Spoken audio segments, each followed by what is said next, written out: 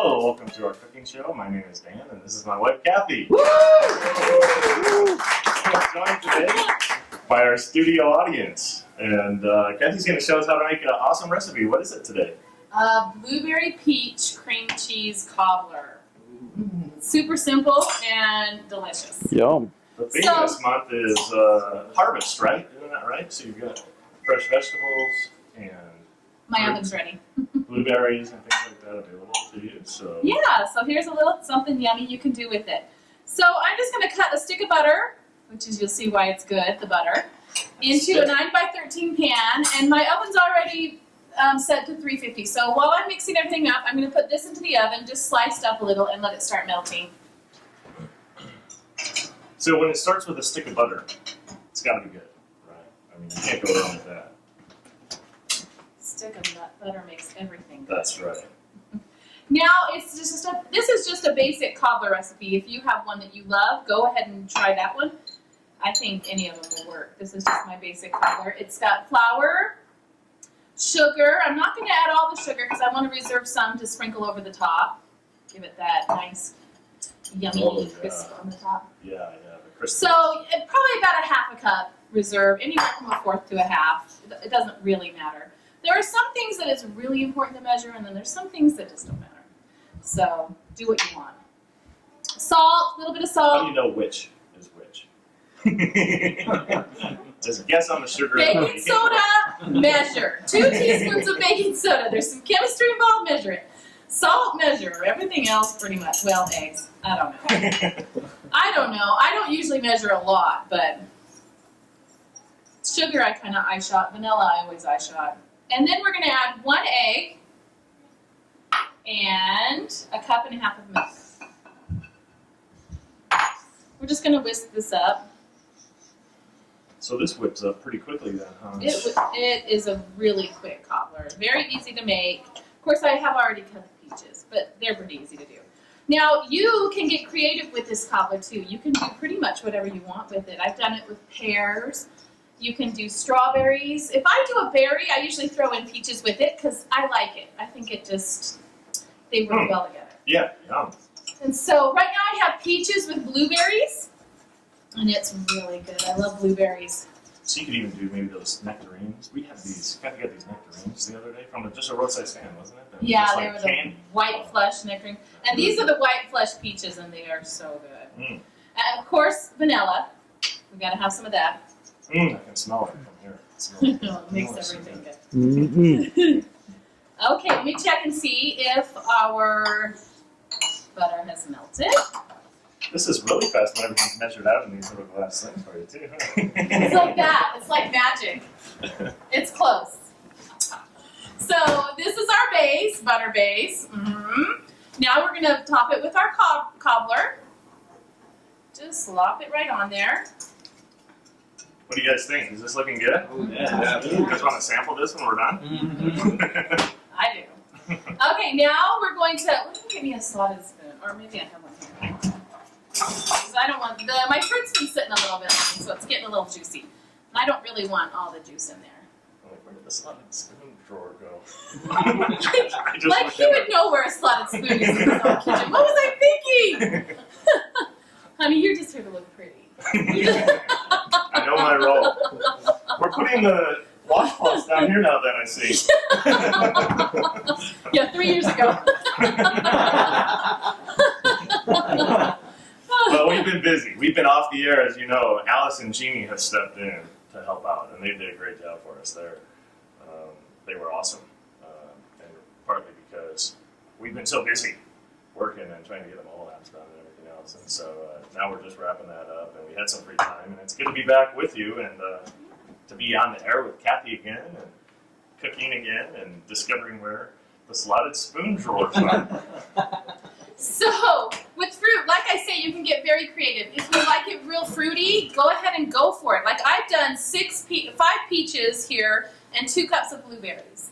You can also do peaches with strawberries or raspberries. It's yummy. Like I say, you can do pears. Whatever you have, go ahead and give it a try. It looks really pretty. And if you like it, if you don't like it as fruity, add less. If you like it more, add more. I love it if you take the recipe and make it your own.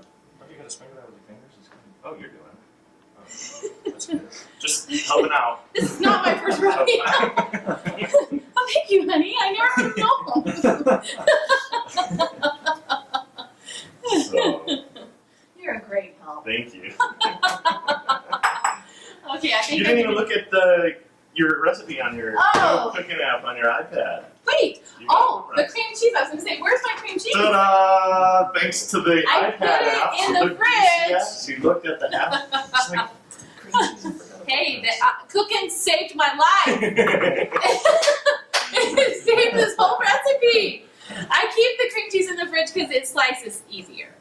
And I do 6 ounces of cream cheese. And the reason it was 6 ounces is because I had an 8-ounce cream cheese, and somebody had eaten 2 ounces for a bagel, so it became 6 ounces. So you can do 8, you can do 4, you can do whatever you want. If you're going to add more cream cheese, add a little more sugar. Those rascally kids. Unless you don't know. Okay, so you can make this without the cream cheese, but it's better with the cream cheese. But I kind of forgot, so I'm going to sprinkle a little more sugar because I like the sugar on the cream cheese. I like it to be on top. So I'm just going to get like a 1/4 cup more. Cream cheese. That's like saying you can eat a bagel, like without cream cheese. You can, but I with like cream it cheese, both it's that ways. much Yeah, better, it is. Yeah. So, like I say, most of these recipes can just become your own. It's very hard to mess them up. Just do what you want with it. And let me know. Now we're going to put it in the oven. My oven, it takes about 30 to 35 minutes to bake it. My oven tends to bake fast, so it's probably between 40 and 45 minutes. What I usually do with a recipe is I set it for 10 minutes early, and then I check it. And then when I find out what my oven real time is, I go and add it into my cooking, and then I always know. So. Now you can do that right from the kitchen, and your recipe will sync back up to the Exactly. bottom of your desk. You don't have to walk across. That's awesome. After 3 years of development, I'm gonna toot my own horn. It's sweet. It's fantastic! I have to say I love it so much. We've been waiting for this for a long time. Okay, while our cobbler's cooking, we've got some questions from viewers, so I thought maybe you could answer them on video, because maybe all of you have some of the questions. Oh boy. Put me on the spot here. Okay. Dear Dan, you blankety blank blank. We get a lot of those. Okay, this one is from Jan, and she says, I have Cookin' 10 installed on my laptop, and I would also like to install it on my desktop. When I purchased Cookin', I got the download and not a disc. What can I do? You should have bought the disc. No, I'm just joking. Remember, Jan? Just go to our site and click buy now and buy another one. But buy the disc this time. No, I'm just joking. Again, 2 jokes. Okay, so no, actually, there's a real... Honey, when you joke, try to be funny. Okay. So, actually, there's an easy solution to that. When you place your order, a confirmation email is sent to you with a link in it. You can just forward that email to your other computer. If it's been a long time, though, you can send an email to support@dvo.com, and they will send you another email message with a link in it that you can click on to download Cookin' on the other computer. The cool thing is, with Cookin', which is unique, our license policy is that you can install it on multiple computers as long as they're within the same household.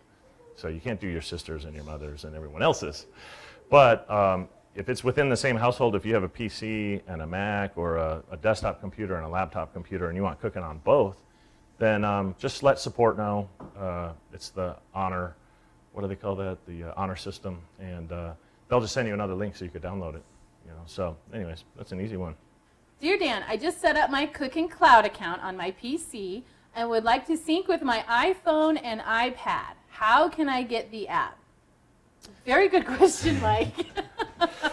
Well, the apps are almost done. The cloud service took us longer than expected, to be sure. But now that we released the cloud about a month and a half ago, we've been integrating those cloud service calls into the apps, and they're just about done. In fact, we've been playing with them internally, and it's so cool to have all your recipes at your fingertips. And the mobile devices have limited memory and so forth, but we found a way to get all of your recipes, every single one of them, onto your device. And It took some engineering, but it's really cool, and they're going to be out soon, probably in about 2 weeks, maybe 3. Okay, Mike, when they're out, I'm going to do a cartwheel.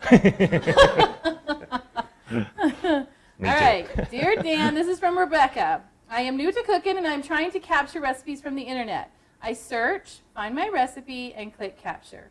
It captures everything in the recipe but the ingredients that I then have to type in manually. Help! What am I doing wrong? Well, Rebecca, you're not doing anything wrong. Sometimes, every website formats their recipes differently, and so we have to create what we call internally capture handlers. So we can interpret the content on the web page and parse it and so forth and populate the window in Cooking. And sometimes we miss pieces. Sometimes the websites change the format on us, so it'll work for a while, and then they'll change their recipe format, and then sometimes it won't. So if you run into that, send us an email and let us know the site and the domain name, and we can modify our capture handlers so we can get those. In the meantime, you can type them in. We're coming out with Cooking version 11, which has this cool Snag It feature where you can actually highlight and copy and paste the ingredients. There's also a snippet feature where you can do the same, and it'll populate the ingredient section of your recipe with one click. You don't have to type in each individual quantity, unit, and ingredient, and so forth. So watch for Cooking version 11 coming out soon. That'll make that a lot easier. And also, like I say, in the meantime, send us an email and let us know. We'll improve those capture handlers. Thanks, Rebecca. Okay, now we have Peter. I just bought Cooking. I'm already capturing recipes with your software, and it's fantastic. I bought my first cookbook for Cooking, and I couldn't open the cookbook because of the format. When I downloaded it, it saved it as a .dvo format. Can you please send me a correct format? Well, the cookbooks that we offer, and when you export and import recipes from Cooking, the format is .dvo, and so that is correct.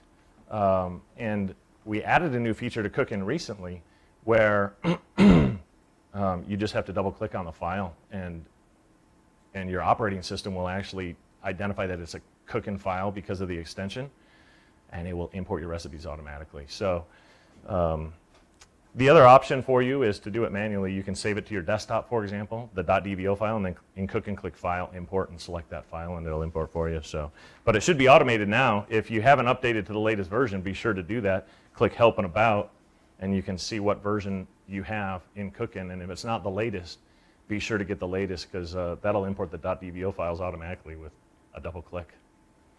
Okay, there's just one more. Dear Dan, I need an exact date of when the apps are going to be released. That's not even. All my love, Kathy.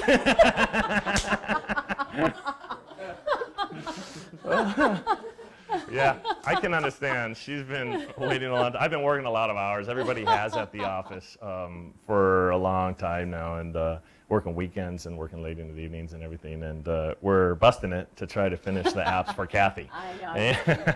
And for you also. And but it's neat. In fact, they came out way better than we thought. We had a little bit of case of feature creep where we added more and more features. We filed 8 patents just last week for some of the new features. I think you're going to really like it. So good things come to those who wait, sweetie. I'm expecting a lot. Oh, is our cobbler ready yet? I think it's ready. Let's pull it. Nice plate, by the way. This is perfect considering the recipe and the seasoning. Mmm. Oh, yum. Yum. That is going to be boiling It's hot. going to burn our tongues for sure. If only we had a little ice cream to go on it. You ever serve it with ice cream? That's what you have to have it. You act like you've never had it before. Yeah, you can serve it with. Not enough. That's for sure. I can't even I think he's recall. trying to do that for your benefit. Yeah, you can serve it with ice. I love it with ice cream. I don't with see ice cream. Cool Where's the ice Whip or with cream or. Do we have Cool Whip? Oh, you got some. Hot diggity. There we go. Come on. Okay. Who am What I? is this, amateur hour? I don't have What am ice thinking? cream. Of course you're prepared. All right. Okay. I don't know that I'm going to be able to test this because I don't know. Either. it's fire. Yeah. But it smells delicious, and I'm sure from past experience. Maybe if I put enough cream on it, it will. Cool it off. Yeah. What do you think? Does the studio audience want to try some? Yeah. It looks good. Oh, you're trying it, huh? Oh, We're it going is for this. good. I'm going to be brave. Okay, let's give it a go here. Let's see here. I'm gonna get. I like a little cobbler with my Cool Whip. That's good stuff. Mmm.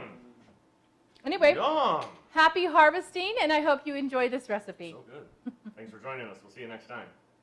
Come on up, everybody. Come get your cobbler.